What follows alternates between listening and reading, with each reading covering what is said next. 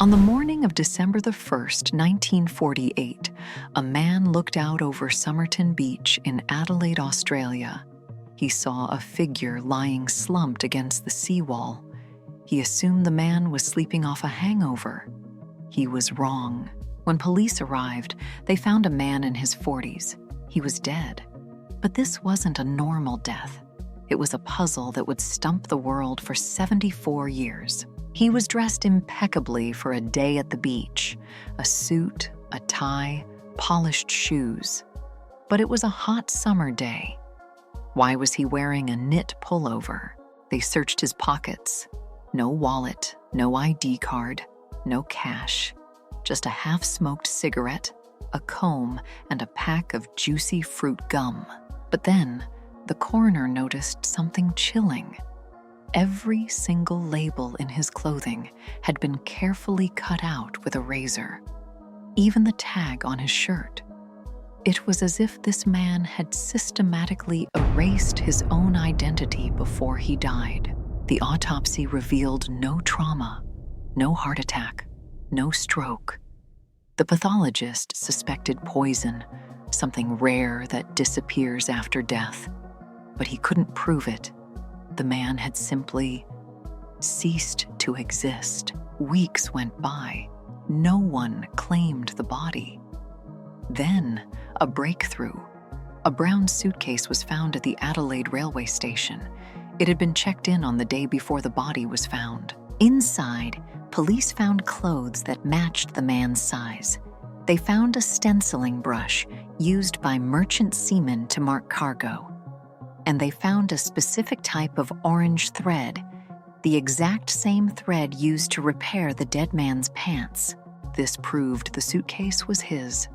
But again, the labels were cut out, except for 3. A tie with the name T. Keane, a singlet with Keane. Police searched every missing person record for a T. Keane. Nothing. They concluded the name was a red herring, a tag left there on purpose to confuse them. The spy theory was born. Australia was in the grip of the Cold War. Was this man a Soviet agent? The clean suit, the removed labels, the untraceable poison? It all fit the profile of a professional, clean death. But the strangest clue was found months later. A pathologist re-examined the man's trousers and found a tiny, secret fob pocket sewn inside the waistband. It was hidden so well, the first search missed it. Inside was a tightly rolled scrap of paper. It contained 2 words printed in an elaborate font: Tamám Shud. It is a Persian phrase from a 12th century book of poetry, the Rubaiyat of Omar Khayyam. It translates to, "It is finished." Police launched a nationwide hunt for the book this scrap was torn from. Miraculously, a man walked into the station.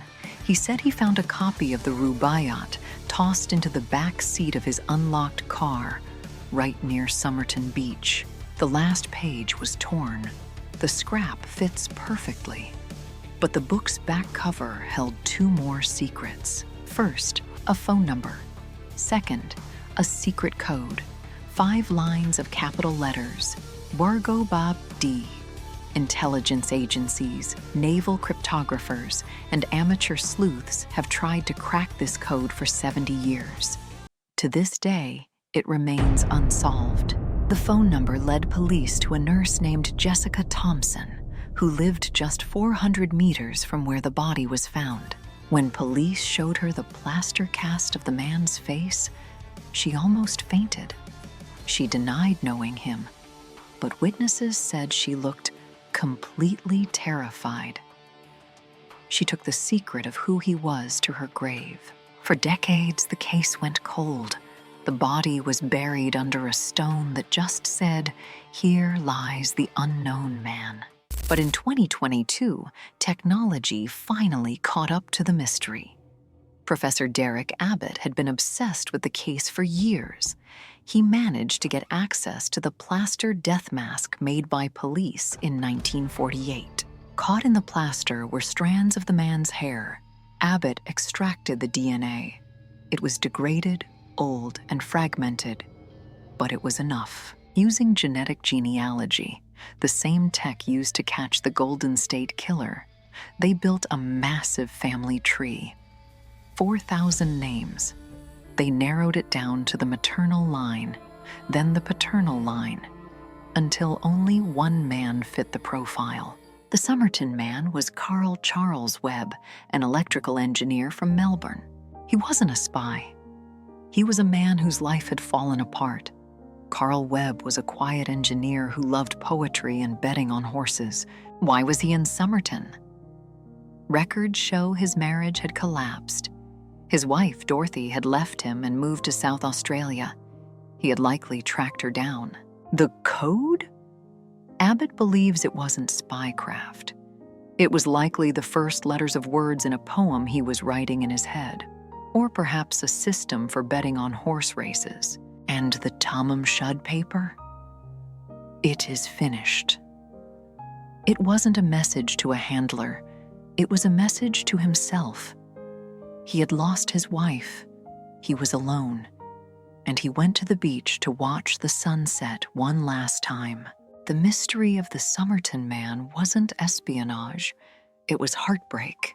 We spent 70 years inventing a fantasy about a Russian spy because the truth was too sad to accept.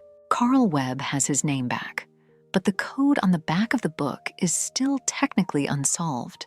Is it poetry or is it something else? Let me know your theory in the comments. This is Primmond. Subscribe for more deep dive